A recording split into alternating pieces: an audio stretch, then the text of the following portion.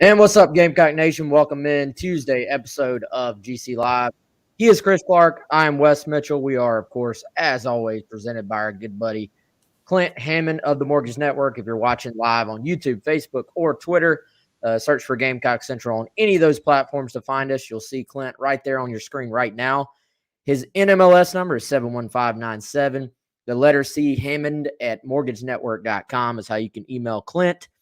And, of course, you can just go to clinthammond.com and find out what many options Clint may have to help you if you're in a market to either buy a home or see what options you have out there to maybe refinance and put yourself in a better position to save some money each month and buy a Gamecock Central subscription, maybe donate to or provide funds to Garnet Trust. Lots of different options out there for you. Certainly give Clint a shout. Big Gamecock fan. And I know Clint, like many of you, have been absolutely pumped for 2 of the last 3 weekends to see South Carolina get big wins at home over Florida. And Auburn will, of course, still, I would say, dive a little bit back into the Auburn game, but we start to turn the page to Clemson with Shane Beamer previewing Clemson today. And Chris, I'm always curious when a new staff enters the rivalry week realm, you always wonder how they're going to handle it. And, Shane Beamer, first question, as almost always, from Dave Cloninger. First question today, he was sort of asked, how do you handle the rivalry? And coaches throughout football history have had different ways they approach a rivalry week. As Beamer said, everything from, we've seen the beat Clemson or beat whoever countdown clocks that people will post in the building. We've seen coaches go completely the other direction, and that's every game is the same. And it's like one of those things where, let's be honest, you probably don't even believe that, but you as a coach just feel like you have to keep putting that in your guy's head, right? Well, I've always thought the key to rivalry games, Chris, is kind of walking that line.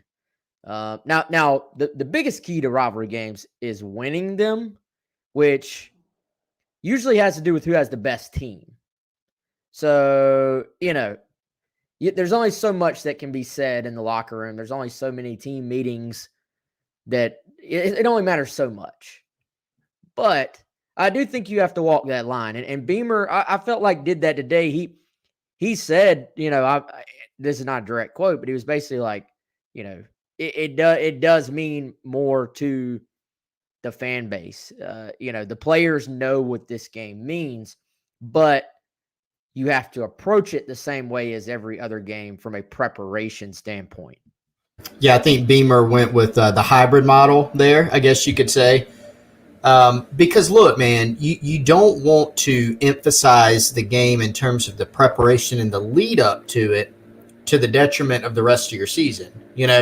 Beamer even mentioned, the way you prepare needs to be no different than the way you prepared for Eastern Illinois.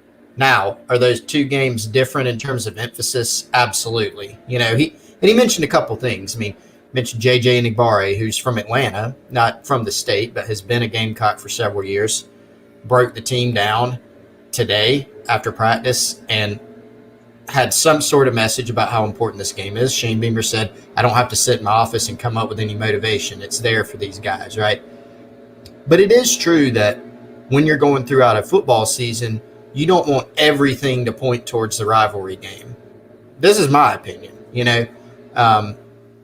some people have the countdown clocks and everything. I saw Ryan Day of Ohio State, and this is actually going to be probably a counterpoint to what we're saying. He went over the top with how important the Michigan game is, and Ohio State's been whooping Michigan every year, So I think it generally comes down to the best team. I think about how much Tommy Bowden emphasized the rivalry when he was at Clemson, and obviously he had a very good record in the rivalry. Some of the other games at times at Clemson, if you go ask any Clemson fan, you go, why are they losing to Duke or Wake Forest or whatever it may have been at the time? So I think there is a line to walk, and Beamer did walk it. You want to prepare. You can't prepare your team to go play this game by talking about destroying Clemson or how much you hate them. You're not going to out hate somebody and then beat them, right? Like all that's built in, all that's understood, all that's motivation. But the way you prepare the team, it needs to be as much of a regular week in terms of what you do as possible. Well, and Chris, if you could prepare your team better for a rivalry game, why wouldn't you just prepare them that way for the other 11 games? That's right. Exactly right. If you're a fan following college football, you'd like to think, oh, they're going to get our very best shot this week. Well, why aren't you giving every team your very best shot? And and I'm not naive. There's going to be some natural extra juice in this game because the crowd is going to have some extra juice in this game, and it's probably going to end up being a sellout. It'll be South Carolina's first post-COVID sellout, like first sellout since COVID became a thing. It's within, as of right now, it's 2:40 Tuesday afternoon. They're within 200 tickets sold of selling it out. So it should end up being a sellout. And I think, Chris, that this is going to be one of you know what? Prior to the Auburn game was the first time this season that I have walked in Williams-Brice Stadium, honestly, and gotten that big time SEC feel to it. Kentucky game, atmosphere was really, really good. I don't know if I got the true big time, like it felt like 2012 type feeling before that game. I didn't get that feeling before the Florida game. As the Florida game progressed, the crowd fed off the team, and then the team fed off the crowd. Prior to the Auburn game, I did start to get that feel again. There were times during the Muschamp era where it felt like that. And then as we've talked about too many times to even go back over it, final year, obviously that was a COVID year. The prior year before that, you could start to feel some of the energy zapped out of the program. Sure. Being honest. Well, to me, this is going to be a true, like, one of those atmospheres where you walk into the stadium and that there's a big boy football game about to play out in front of you. So I thought it was interesting. Beamer pointed out to the crowd at the Tiger Burn on Monday that this will be the biggest road crowd Clemson has played in front of since 2019. And it really won't even be close. I think 50-something thousand was the crowd at NC State, a game that Clemson nearly lost in regulation and then did lose in overtime. So I think there has been a push this week, Chris, to make sure the fans know just how important it is for them to not only show up to this game, but show up early and try and make a difference. Yeah, and I think this can make a difference. And I think you just point to the results this season. One of the storylines that we've been talking about this year is the fact is South Carolina's played much better at home. You look at Tennessee and A&M. Those were the two worst performances, I think you could say, of the season for South Carolina. They're both on the road. The Missouri game, where you got yourself into some trouble and couldn't complete the comeback because you dug a 17-point hole. Didn't play well overall. That was on the road. Now you look at home and the two best wins of the season, Florida and Auburn, two teams that came in with struggles of their own, but so did South Carolina. And you go out and you dominate Florida, and you have a nice come-from-behind win against Auburn. So this team has played better at home, and I think it's not just some aberration or just a ghost that you're pointing to when you say that this team's played better. So there will be, Wes, a fair amount of Clemson fans in the stands.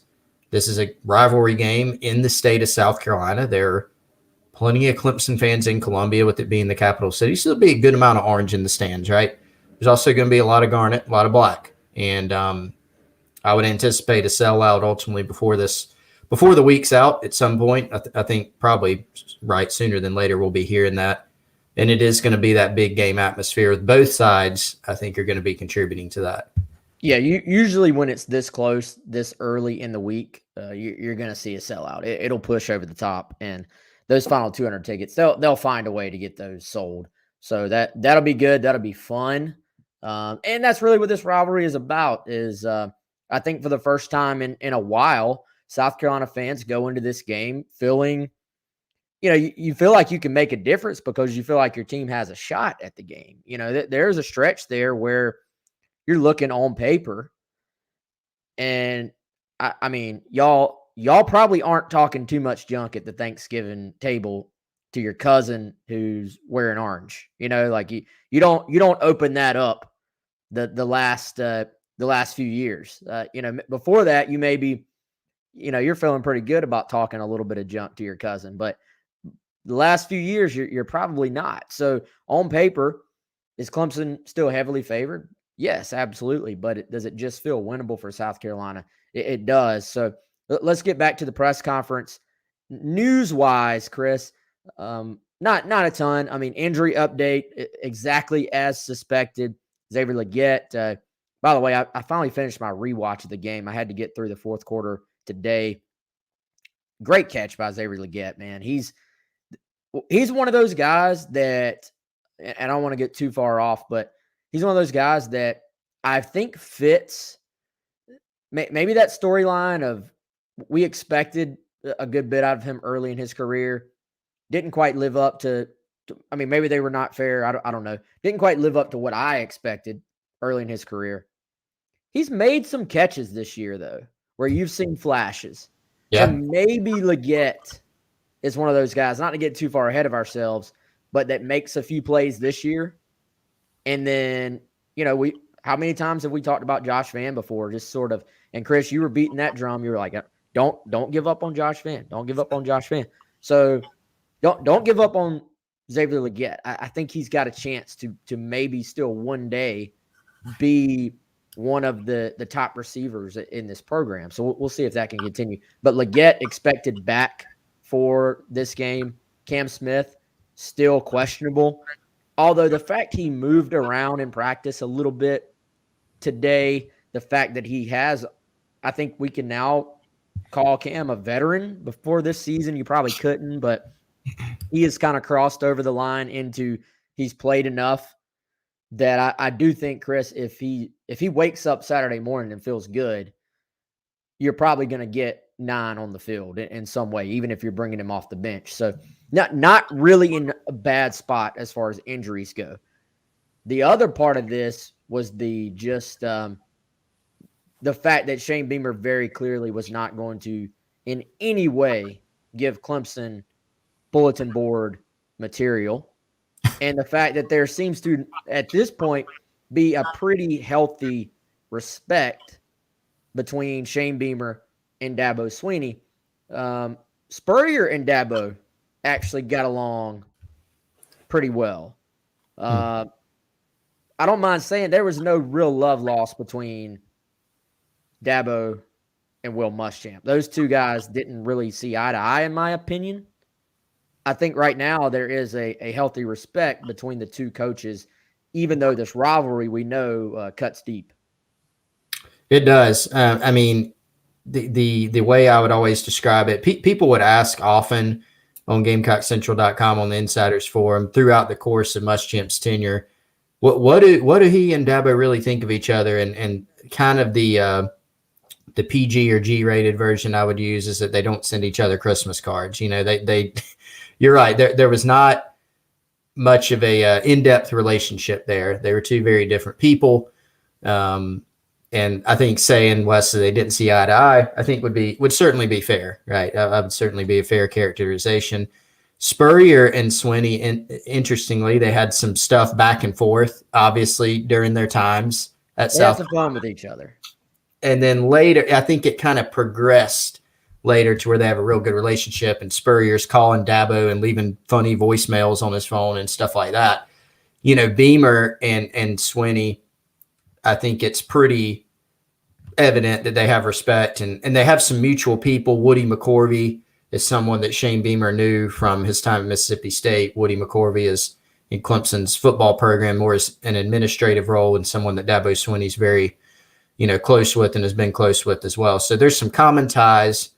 They've known each other for quite a while, used to work as assistants. And, the thing that struck me, as soon as Shane Beamer was hired at South Carolina, Dabo was predictably asked about him.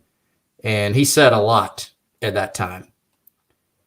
When Muschamp and Dabo were asked about each other during the tenures, or even like when Muschamp got hired and Dabo was asked, there wasn't a lot of meat on the bone. There wasn't a lot being said there. And so that was pretty telling. And I think it was telling, how much time these two coaches have spent talking about each other and their families and the respect that they have as well. Yeah, I feel like Dabo and Spurrier had kind of like it was like a healthy competitive kind of like if you're playing against a buddy in basketball and you're talking junk to him, but he's still your buddy off the court type thing. Like I feel like, especially as time progressed, like you said, there was kind of a healthy respect, and it was kind of all in fun. And Dabo knew how knew how Spurrier was and how he operated. But then with Dabo and Muschamp, it was just different. But it also goes to show you, not liking Clemson doesn't help you to beat them in any way. It's ultimately about having the best team. It's ultimately about having the team that can go produce on the field. And it's about, I do think there is a point where you can overemphasize a game to the extent that you put too much pressure on yourself with it being a big game, and you don't just go play, and you don't just go make plays.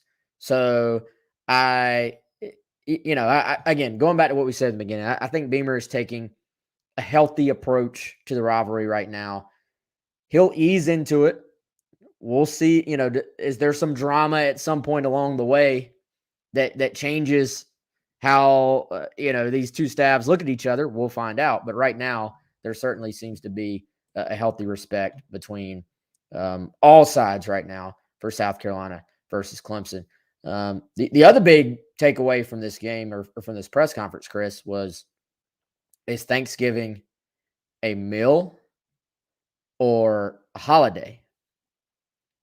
Were you messing with me when you texted me, or that's your opinion? No, that was my opinion. I also had just listened to Beamer's answer, so I was just emphasizing his answer as well. It's a holiday, though. Yeah, what's a day? It's a day. Not a meal. It's not a meal. It's a day, and I agree. Oh, I thought you texted me and said Thanksgiving is a meal, and I was like, hold on. If I did, then I got my wires crossed in my own head, which is entirely possible with everything going on. No. Thanksgiving, in my opinion, is a day. It is a holiday. This is a holiday I enjoy.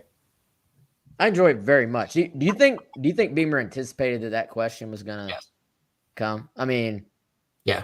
And let's be honest, they're doing things about as different from the prior regime as possible. So you knew the answer was going to be absolutely that it's a holiday. He had a little smile and a little chuckle. He knew that was coming, and he was prepared for it, I would say. It is a great holiday, by the way. Yes, I know people that it's their favorite holiday. Where does it rank on your personal? What's your holiday hot board or big board? You got one? Yeah, Christmas always one. I can see that. Thanksgiving 2. 4th of July 3 is my top 3. Okay. My wife actually big Easter fan. That's very high for her. I'll have to get her personal hot board. I go back and forth. I do like Thanksgiving a lot. I would have to get Christmas too. Yeah, Christmas is an easy one. There's a lot going on with Christmas. It's awesome, but Thanksgiving's a good time. We should all be more thankful, I think. For what we'll wait till a little bit later in the week, and we'll get into our meals. We got to talk about that again. Yeah. That was a good topic of discussion last year. By the way, go comment. Alyssa Lang wants to know where she should go this weekend. they've already done what? Village Idiot Pizza. She's done Andy's Deli, and I'm pushing for Cinnamon Roll Deli. So we'll see if that takes place. But I think that's a great local option for Alyssa and the crew. All right, so dang, John throwing the shade on a Tuesday. I thought he couldn't even loop in like a Clemson jersey. I know he just coming in guns blazing. Or where does that come from, John?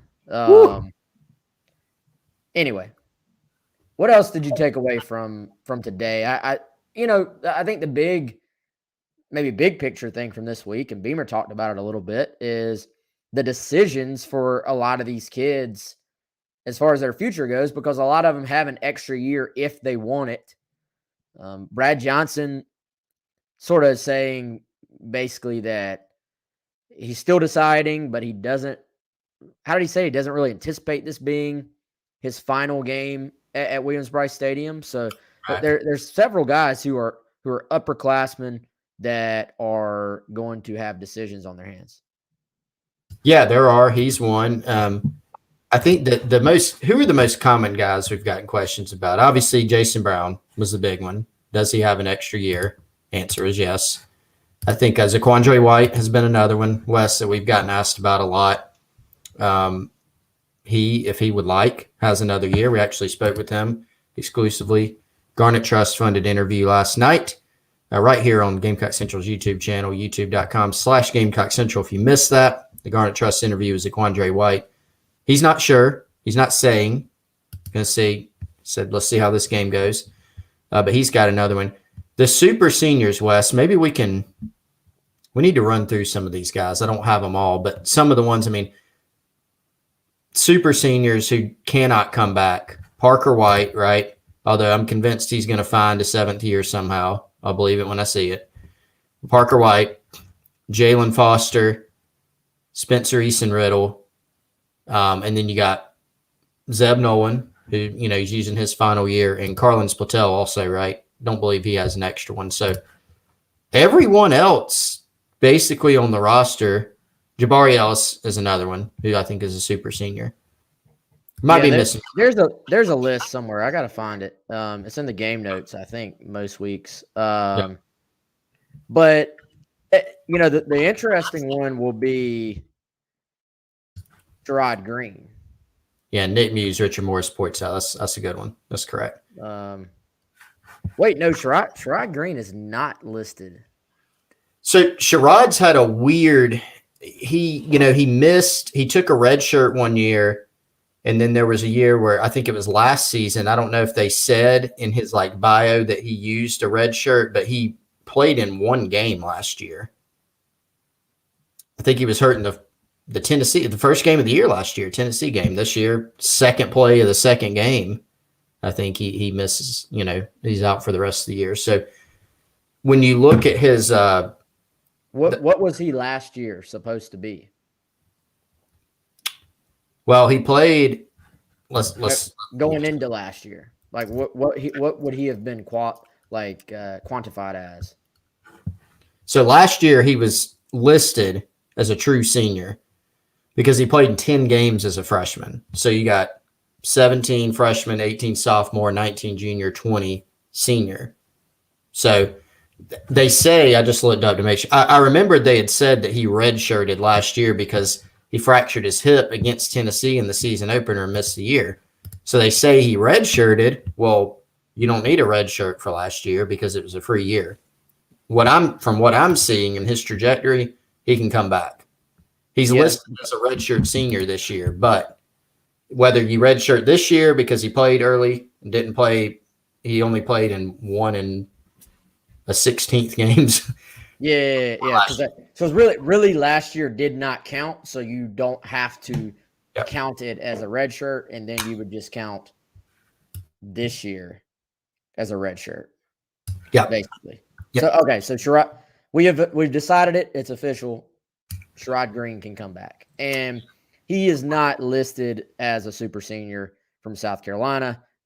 here's the definitive list: Spencer Eason Riddle, Jabari Ellis, Jalen Foster, Nick Muse, Carlins Patel, Zeb Nolan, Damani Staley, Aaron Sterling, and Mr. Parker White, who, as Chris said, will find a way to get a 7th and probably an 8th season as well. Parker closing in on that record, by the way. That he is. Samuel Gomez on the Primal Gourmet chat line asked if Jason Brown wants to stay. We don't know for sure yet, but Shane Beamer has said in their conversations, the indication that he's picked up is that Jason Brown does want to come back. So we've gotten a lot of questions about which guys like Brad Johnson that you referenced, Wes, with an extra year will come back. Kind of too early to know. We're going to see on Saturday, there's going to be seniors walk. Some of them, the ones that Wes just listed, can't come back legally. There will be some that can come back. Just because they walk, that doesn't mean they're definitely out the door. There will be some guys that will walk and will make that decision in conjunction with the coaching staff in the offseason. So we may know more, in between the season finale and the bowl. We may have to wait till after the bowl on some of those guys. So as those, scenarios play out, we'll definitely, bring you the scoop on what's happening there. Nicky Brown with an excellent point on our Primal Gourmet chat line. He's hoping that Parker gets it on extra points, not kicking a lot of field goals. And Nicky, looking back at the game over Auburn, that was the key to the game for South Carolina. I mean, watching the game play out, Auburn was sort of, beating South Carolina in a lot of statistical categories. Like they were outgaining them, outrushing them. And you're sort of looking at, you're saying, how was South Carolina winning this game? It's because South Carolina was scoring touchdowns and Auburn kicked a field goal that it made and kicked a field goal that it missed. And that ultimately what was the difference in the football game. So touchdowns over field goals, always, it's always a key, but you can't always do it. And South Carolina made the plays down the stretch, or not even down the stretch, just throughout the game when they were in those red zone scoring situations. Great throw, as we talked about yesterday, from Jason Brown, rolling against his body, throwing back across. Great play by Trey Jones. Good throw from Jason on that play as well, but great catch by Trey. Did you catch that they actually did have Trey lined up at tight end later on in the game? Lined up at tight end, running a mesh route across the field. That's the two drag routes that link up with each other across the middle. Not just running, like big man flat routes like on the touchdown. Down the field running routes. I caught 2 plays, may have been more, but I caught 2 plays that he was lined up as a true tight end. Yeah, that's pretty awesome. I mean, the dude, hey, credit for putting him in some spots because he's kind of a unique talent. When South Carolina's previous staff recruited him, eyeing him as a future center, we've documented how athletic this guy is. He's gotten bigger since he, came to South Carolina. But at the high school level, coming out of Abbeville, this was still a big dude, and he could really, really run sub 4.7 in the 40-yard dash hand time, which is pretty incredible. So he can run, he can move. Inserting him into this lineup as whether he's a fullback, whether he's a tight end, he can be a matchup problem, and he's someone that obviously can be a really effective blocker for you with his background. So interested to see if there's any more wrinkles coming for Trey Jones, but I do think, however many snaps he plays, 5, 7, 10 in the Clemson game, certainly an opportunity for him to make an impact. We've got several questions in our Primal Gourmet chat, Chris, about other players that are seniors and if they can come back. Essentially, if we didn't mention them among those 9, that's probably the easiest way to say it, right? If we didn't mention them, then yes, they have an option to come back. We've had questions about, you mentioned Jason Brown. That's the most common question this entire season, I feel like. Rick Sandage, Eric Douglas, EJ Jenkins. Doesn't matter if they're listed as a senior on their bio. And I think all 3 of those cases they may be, but they can come back. So as long as they're not one of those 9 that we mentioned a moment ago, they have the option. Now, some guys will want to go ahead and go. JJ Enigbare actually technically could come back if he wanted to, but he's going to go be a first-round draft pick. Yeah. So some guys, there may be guys on this team that are seniors that can come back that may transfer and go somewhere that they can play more if they're not playing. I mean, everybody in that scenario, some guys just sometimes don't want to play ball for 6 years. If they've redshirted, they're a redshirt senior right now, or fifth year senior, you would say, that they may say, look, I'm just done beating myself up every day. So that will be an interesting decision individually for a lot of guys. It's interesting for the coaching staff, Chris, because they have to manage the recruiting numbers and knowing how to get under the 85, basically. Yeah, and a little bit of, or not a little bit, a lot of a reprieve this year that the coaches have been granted, because they do have up to 7 extra spots for the 2022 recruiting class based on how many guys transfer out. And you would expect that South Carolina is going to hit that 7 in some form or fashion. You may say, well, who were the ones? We don't know yet. A lot of them, some have already transferred, and it figures that in this offseason there will be more. You got to let that play out. There's got to be some time to elapse between now, like we said, the bowl, even after the bowl. Could be after the bowl, in terms of, there could be guys next spring.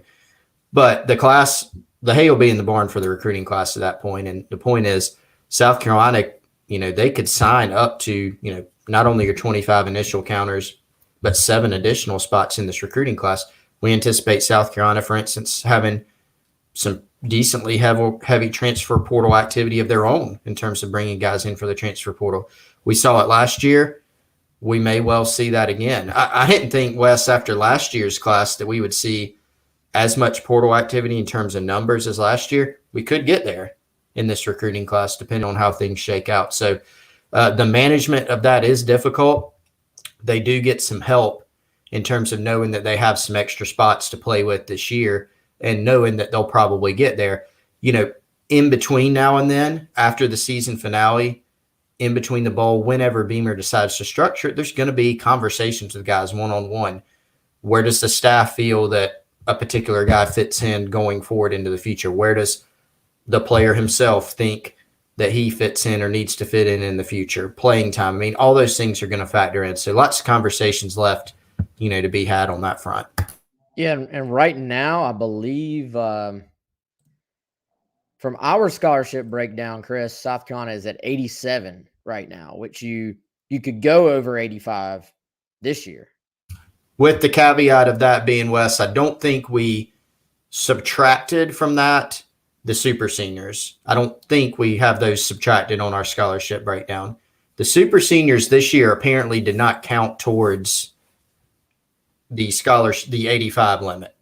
So when it says they're 87, I think they're more at a true whatever 87 minus 9 is for our mathematicians in the room. Yeah, so that's 87. You mean including the current, including the super seniors? Yeah, that's the way I understand our scholarship chart is broken down.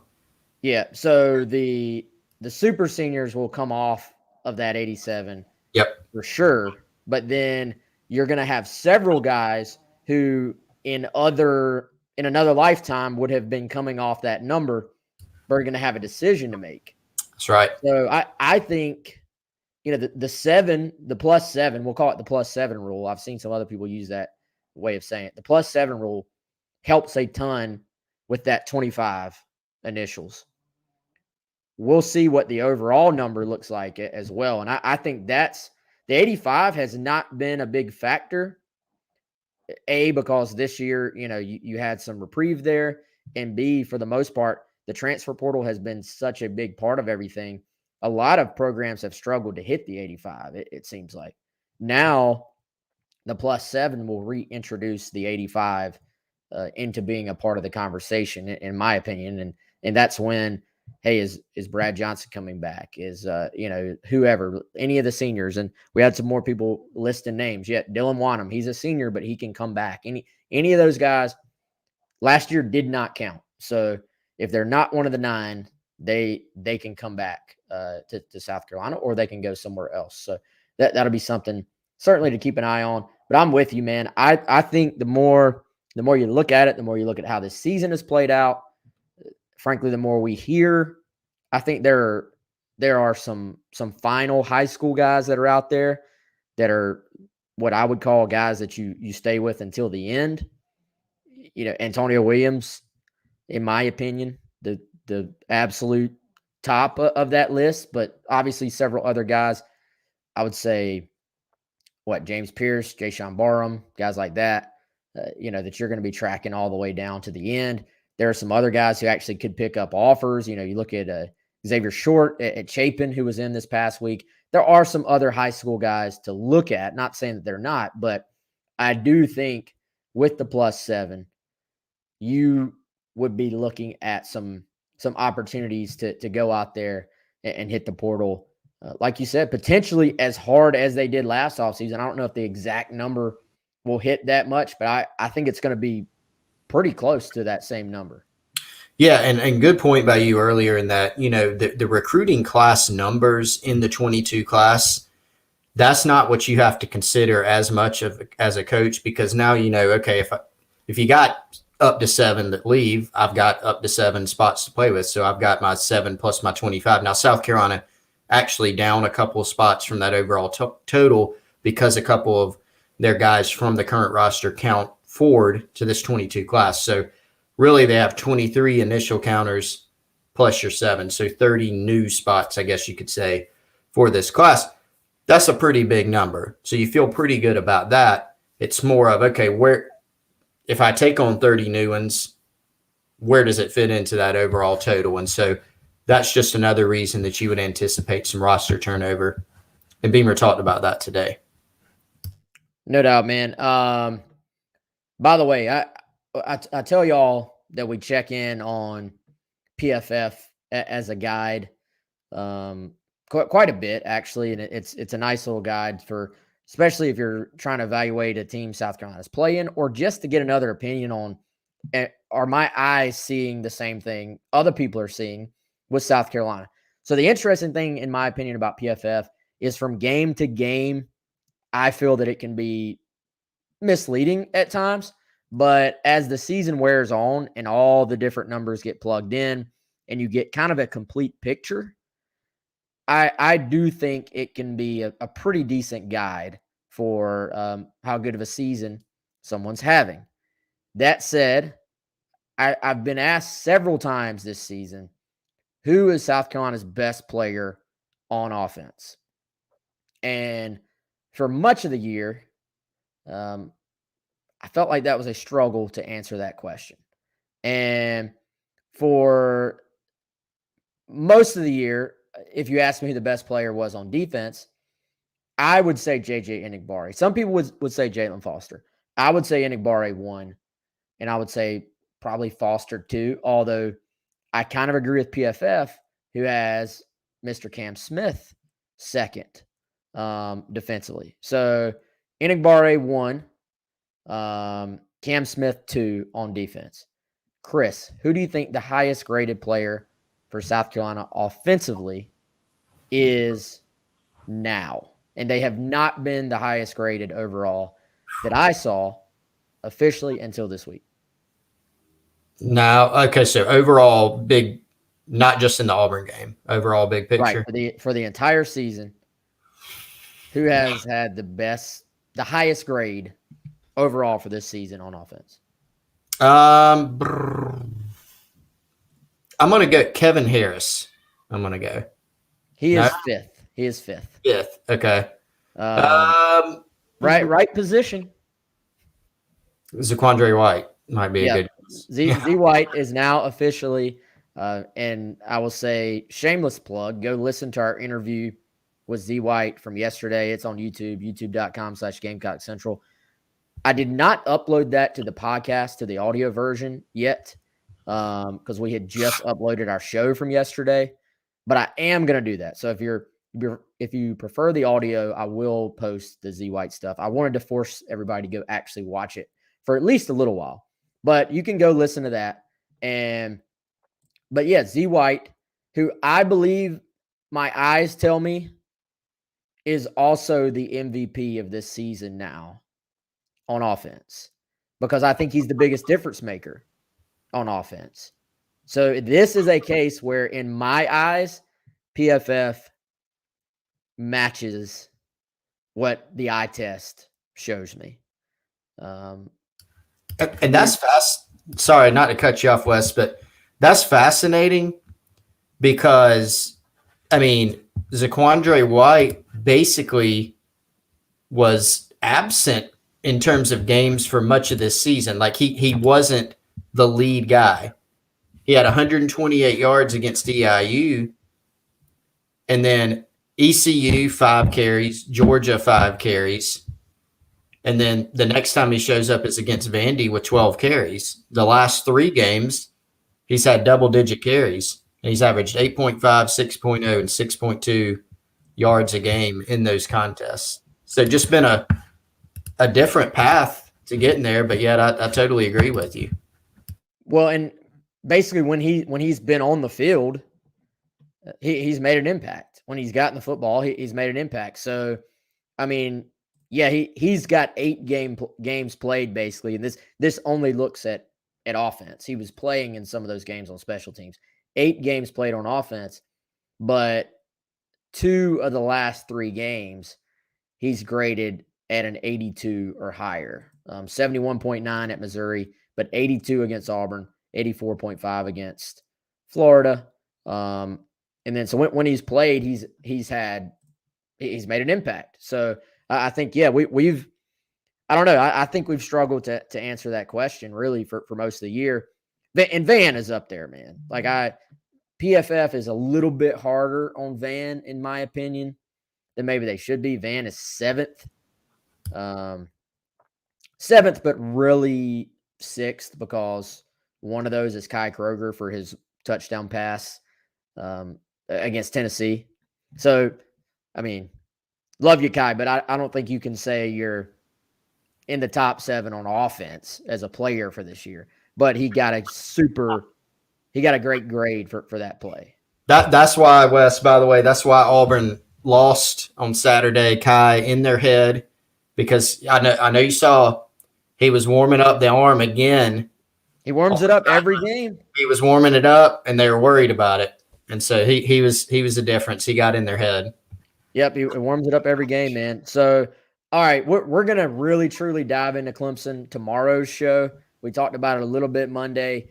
I don't really like to go ahead and dive into a school when I feel like I don't have great knowledge about their team yet. So next 24 hours, I'm going to try to really dive in.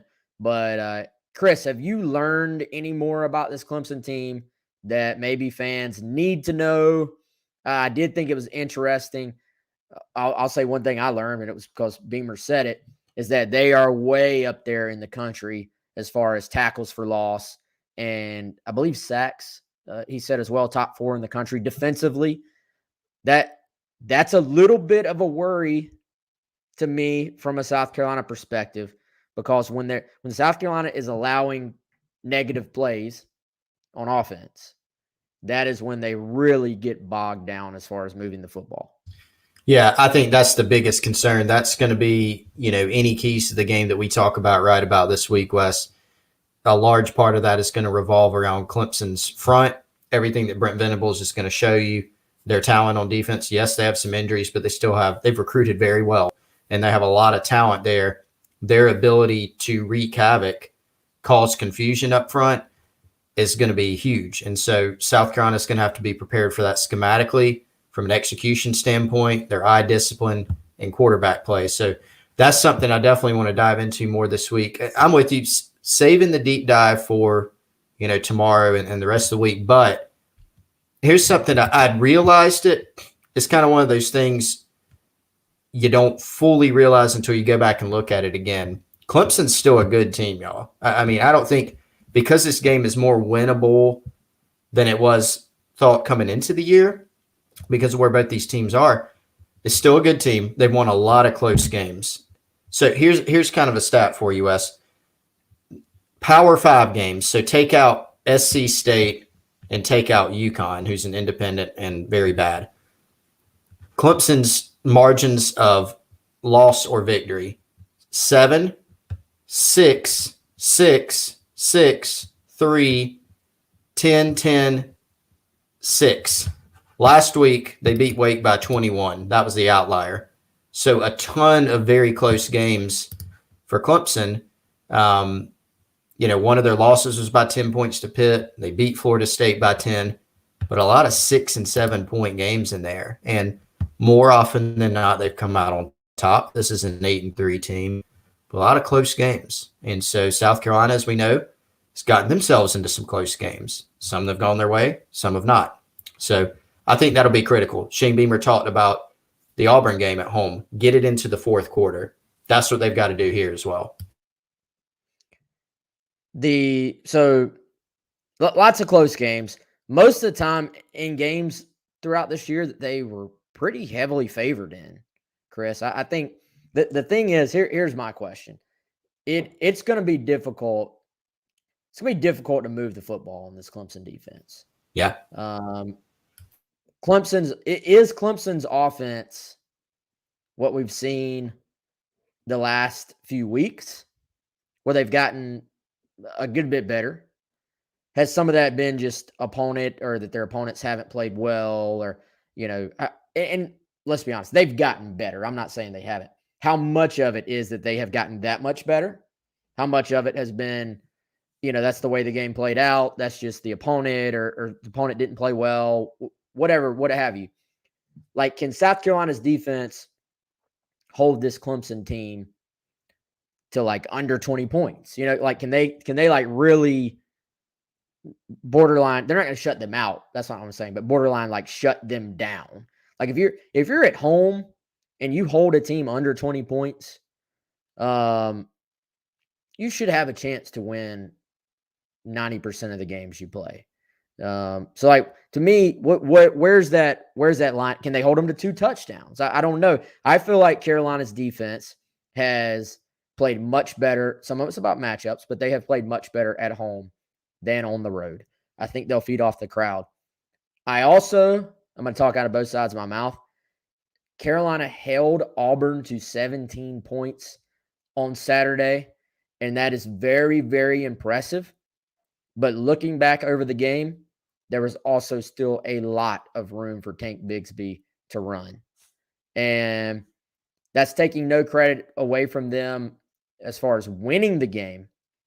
But I'm just talking about as far as projecting forward, the run defensive issues have not just gone away. And you look at what Clemson did this past week on the ground, there has to be a concern there from a South Carolina perspective. Now, the other side of that is Clemson's passing game has not been efficient at all this year. And what we saw from Auburn on Saturday, in my opinion, was an example of Auburn having success running the football, making some big throws here and there from the quarterback position, but also not being consistent and not being efficient from that position. So maybe these are kind of similar offenses, Auburn and Clemson, in a couple of ways. That's a good point. And I think the bigger concern, I think, going into this game, Wes, and I'm not diminishing Clemson's offense at all. They may come in and just go up and down the field on South Carolina, and I look foolish. I think the bigger concern, even with, as opposed to, I think Clemson can go 75, 80 yards down the field over and over on South Carolina and score, which is possible. But more than that, I think you get concerned about South Carolina's ability to move the ball on offense against Clemson's defense, because what that's going to do in a game that you think is going to be close is, if you turn the football over in your own territory, then you've got a built-in scoring opportunity for Clemson if they hit an explosive play, if they drive 30 yards as opposed to 75, or they have one of the best kickers in the country in BT Potter, or if you're in a field position game. That can make it difficult, those negative plays. And so I don't look at it as much as, can Carolina hold Clemson under 20? I think that's possible. I look at it a little bit more on the other side of, can South Carolina score like they did against Auburn? Can they score 21 points? Because I think Clemson's defense is better than Auburn, just from what I've seen. I think they're more potentially disruptive. They have a higher upside. They can wreak more havoc. They can make more big plays that can set you back and help Clemson's own offense. So all of it's a concern, right? But that's the bigger one for me in terms of Carolina. And Clemson's going to give you 1,000 looks on defense, man. They're gonna throw everything in the book at Jason Brown. So, we said going in, Jason Brown was maybe the key to the game last week. Did it play out that way? I don't know. He was efficient. He didn't have to throw. They did not have to put the game on him, but he did make some throws that were the difference in the game. So maybe he was, maybe he wasn't. The corner route to Xavier Legette, when the ball left his hand, I said, "Oh no," because I saw the Auburn defender drop back. It ended up being a beautiful throw. I don't know if you throw that one again in hindsight, but it ends up being a beautiful throw. The throw to Josh Vann on the corner route for the touchdown, incredible throw. But that's as good of a throw as you'll see at any level. I mean, it really is.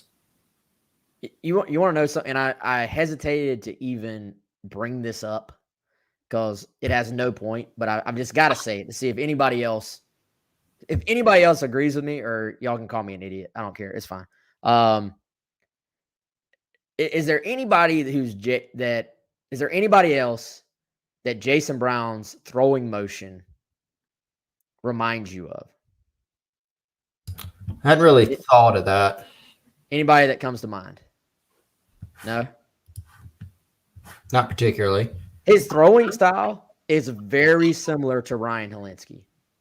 Like the way his feet are set, the distance that his feet are away from each other, his base, and sort of that like almost, it's not quite over the top. It's kind of almost a three-quarter flick of the wrist. I was trying to figure out who he reminds me of, and they're different players, but there is some Ryan Helinski to his throw. Interesting. You don't agree? No, I can see it. I can see it for sure. Yeah, he definitely has an interesting delivery. Yes, Craig agrees with me. Craig agrees. I'll take it. One agreement. Chris, tell us about our good friends at Dead Soxy, if you don't mind, sir. Well, I was hoping you bring this up because I'm going to put it up for those on the live stream. You see the promo code down there, Cocky, on deadsoxy.com, DEADSOXY.com. They also have another deal that's hot off the presses, Wes. It's a buy one, get one free. It applies to individual pairs of socks or to bundles. Check out their bundles, save yourself some money. The promo code is BOGO, BOGO, on deadsoxy.com. It is live for a few days, early Black Friday deal. Go check out their extensive catalog on deadsoxy.com. Make sure you have your items in the cart, then apply the BOGO code BOGO at deadsoxy.com. Good stuff. By the way, Gamecocks basketball, Gamecocks men's basketball tonight, Chris, SEC Network Plus, Colonial Life Arena, 7 o'clock versus Wofford. The return of A.J. Wilson will actually happen, I believe, tonight. Wilson has declared himself on Twitter as being back. That was pretty cool. That was apparently a pretty good player, man. I said this on Twitter. I'm curious to see how this team progresses as the season progresses, and they certainly they need to win these out of conference games early on. I was about to say they certainly should win tonight, but I will not say that. They need to win tonight. I'll say it. Yeah, I think they should too. They've had one of the what the heck games, but then you go back and you say, okay, well, Princeton's probably a pretty good, right? Pretty good team, but you don't want to leave you don't want to be looking back saying, well, they dropped those 2 non-conference games that they shouldn't have, right? So yeah, return. I'm anxious to get a look at AJ Wilson. AJ, don't call me Aja Wilson in the mix. It is easy to call him. To accidentally roll Asia Wilson off the old tongue, you know. Keep it going, yeah. And yes, South Carolina is 3-1, so they have played 4 games. This will be the 5th. So, yes, that means Keyshawn Bryant will be back next. So, next game, he'll be back. Intriguing team, y'all. I hang in there. I know early season, people don't necessarily go to the men's basketball games. Hang in there. I kind of like these guys. I like this group. I think they have a chance. So we'll see. Chris, any closing thoughts? Nope, I'm good. I'm with you. Interesting bunch. Interesting configuration of this team. Lots of new faces. I think they got a shot to be good. Let's see how they do. Yep. Appreciate y'all. Appreciate the support. Appreciate everybody in the chat. Appreciate all of our sponsors. Go check out our interview with Z White. It's on the YouTube page, youtube.com/GamecockCentral. That interview was brought to you by Garnet Trust. Some great insight from what is honestly, guys, a really great kid. It was just really cool to talk to Z White, talk about his story a little bit, what he's been through to get to South Carolina. Happy to see a kid like that have success. So if you're curious as well, go check that out. For Chris, I'm Wes. We'll talk to you soon. Y'all have a good one.